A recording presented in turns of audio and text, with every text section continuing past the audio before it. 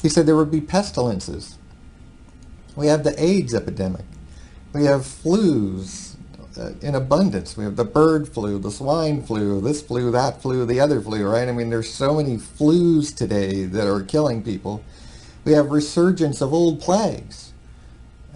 Most people don't know, but the plague has actually resurfaced in the world. The Scarlet Fever as well, and Mumps and Measles we thought we had control of, but we don't. They're resurfacing, becoming a problem.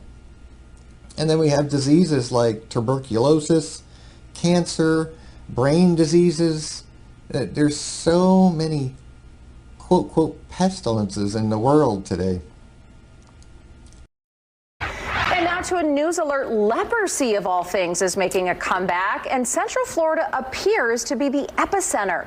The painful disease is now considered an endemic to Central Florida. The CDC says the ancient virus should now be considered part of all patient exams who show rashes and swelling. The virus has been commonly seen in places like India and Brazil, but now Floridians with no history of travel to those places have been infected. Getting to a TB-free world is really important. TB globally worldwide is a major cause of disease. It's one of the top 10 diseases worldwide, and of all infectious diseases, it's the one that kills the most people. And this can most commonly in lower and middle income countries. The plague. Sounds like one for the history books, right? Well, believe it or not, the plague is still around. Blame fleas and the rats, mice, chipmunks, and squirrels they infect. Bubonic plague is caused by bacteria that live in fleas. If you get bit, you can get it too. Hospital officials tell us that nurse was wearing a gown, gloves, a mask, and a shield while she was treating Thomas Eric Duncan, yet somehow she still got infected with Ebola. No one knows exactly why, but this morning everyone wants answers, including the president and her own neighbors who got this required reading. Ebola guidelines from the CDC dropped off on their doorsteps. Please be advised that a healthcare worker who lives in your area has tested positive for the Ebola virus. It's one of the world's most contagious diseases, and it can kill. We thought we had it under control, even eradicated in some countries. So why is measles back and spreading? At James Madison University in Virginia, 24 cases of the mumps have been reported among students and staff since January. The U.S. has seen more outbreaks of mumps in vaccinated young adults, which spreads through close contact. Now, Harvard researchers found the increase is likely because immune protection can decline years after receiving the vaccine. We're being urged to check if rubella immunisations are up to date after the worst outbreak of German measles in 5 years. Australia had been declared free of the disease. It's now making a comeback. Back now with the search for answers after 9 cases of malaria popped up in the U.S. this summer. Malaria was virtually wiped out in the U.S. in the 50s, but there is concern climate change may be helping to bring it back.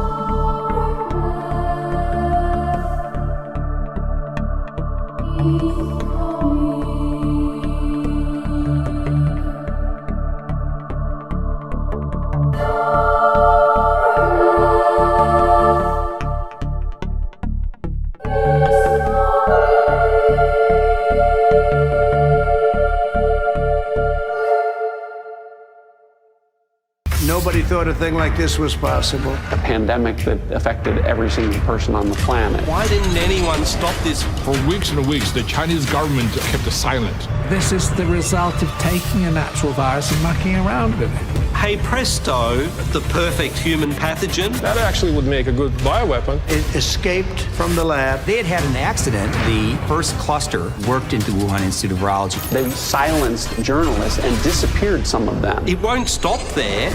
What led you to believe this came from a Wuhan lab? It was obvious there were body bags. Major revelations today on the origins of COVID-19 and exactly what happened inside the Wuhan Institute of Virology. Well, 2 years ago, we broke the story here on Sky News and in The Australian that 3 scientists working for the Wuhan Institute of Virology fell sick with COVID-like symptoms.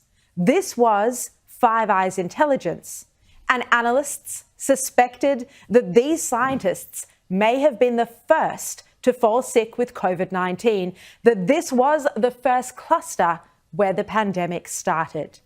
It was this intelligence that led President Joe Biden to announce a probe into the origin of the pandemic. The probe found, as you know, that intelligence agencies ultimately were divided in their assessment about whether it was a lab leak that caused the pandemic or whether the virus crossed the threshold from animals to humans naturally. Well, today, for the first time, the names of the 3 scientists have been published by overseas independent media outlets, Public and Racket. They report that according to government sources, the 3 scientists who first fell sick with COVID-like symptoms were Ben Hu, Yu Ping, and Yan Zhu. Now, this is fascinating, and it's as close as we've come to explosive information about how the pandemic started. Now, during the investigation for my book, nearly 2 years ago now, I first revealed that Ben Hu worked with the so-called bat lady, Shi Zhengli. In January 2019, he started a project funded by the Chinese government that examined 2 new bat coronaviruses. His project was called The Pathogenicity of 2 New Bat SARS-Related Coronaviruses to Transgenic Mice Expressing Human ACE2. In other words, he was experimenting to see if 2 new coronaviruses could infect humans. His findings were never published, and the details of his project were wiped from the National Natural Science Foundation of China website. One of the researchers on my book, Luke McWilliams, made this discovery, and he actually archived the page before it was deleted. Ben Hu and Shi Zhengli's team had taken bat samples from 22 provinces in China. They detected 200 positive samples of SARS-like coronaviruses. So if this reporting by Public is accurate, it looks like this scientist, Ben Hu, could have been patient 0. He could have been the first person to fall sick with COVID-19, and he was from the Wuhan Institute of Virology in Shi Zhengli's unit, working on a project that had only just kick-started in January 2019, looking at how 2 new bat coronaviruses could infect humans. This is huge news.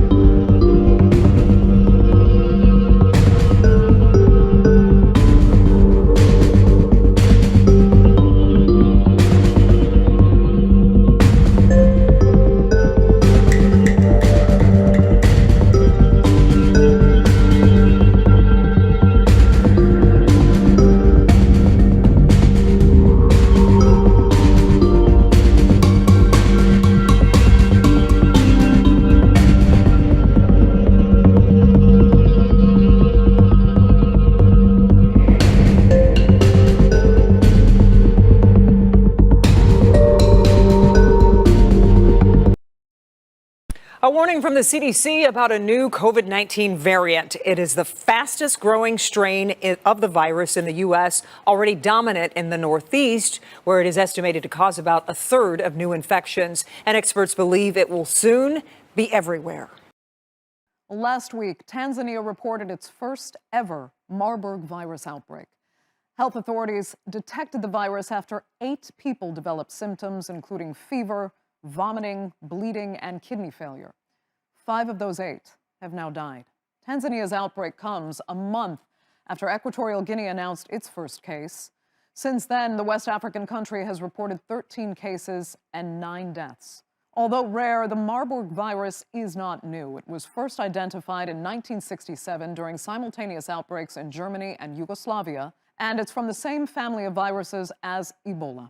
It's transmitted to humans through close contact with fruit bats, their food, or prolonged exposure to their caves. Once a human has contracted the virus, it can spread through contact with blood or other bodily fluids.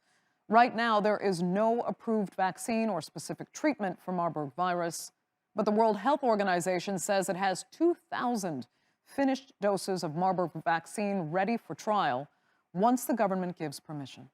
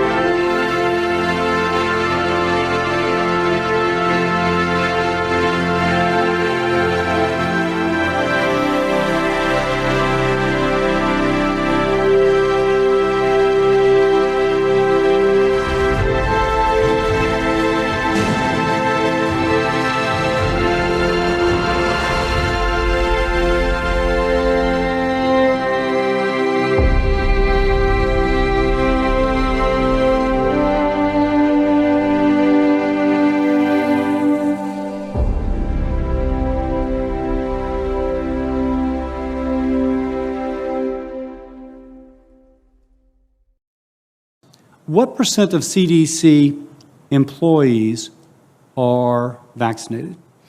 We're actively encouraging vaccination in all of our employees and doing a lot of education and outreach in order to get our agency fully vaccinated. But the percent? I don't have that for you today. I'm told that 75 to some north of 75% of CDC employees at headquarters are still working remotely. Is that correct? We are following regulations through HHS and the federal government. No, that's not my question. I apologize to be rude, but I'm asking a very straightforward question. I've been told that north of 75% of employees at CDC headquarters are working remotely. Is that correct? Senator, I don't actually know the number off the top of my head. Okay, when you look down the hallway, are there empty desks? Are over 50% of the desks empty?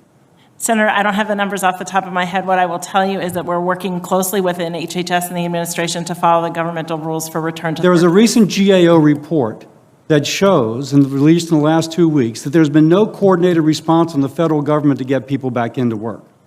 Now, if there's any agency that, since we have teachers in Fulton County are back at work, that the caseload of COVID in Fulton County is about 88, at its peak it was 606.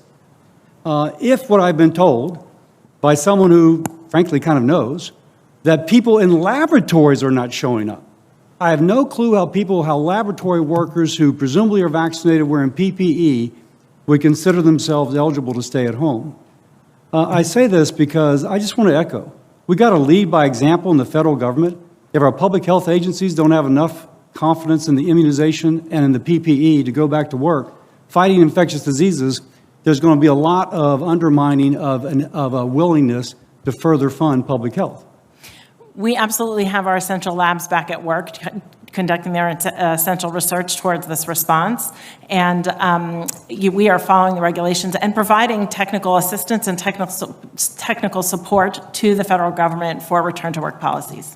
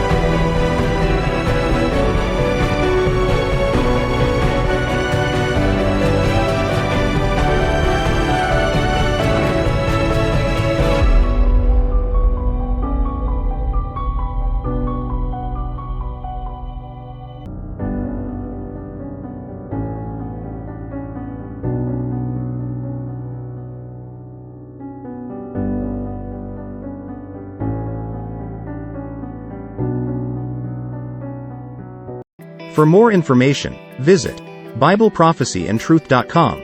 Click the link in the description.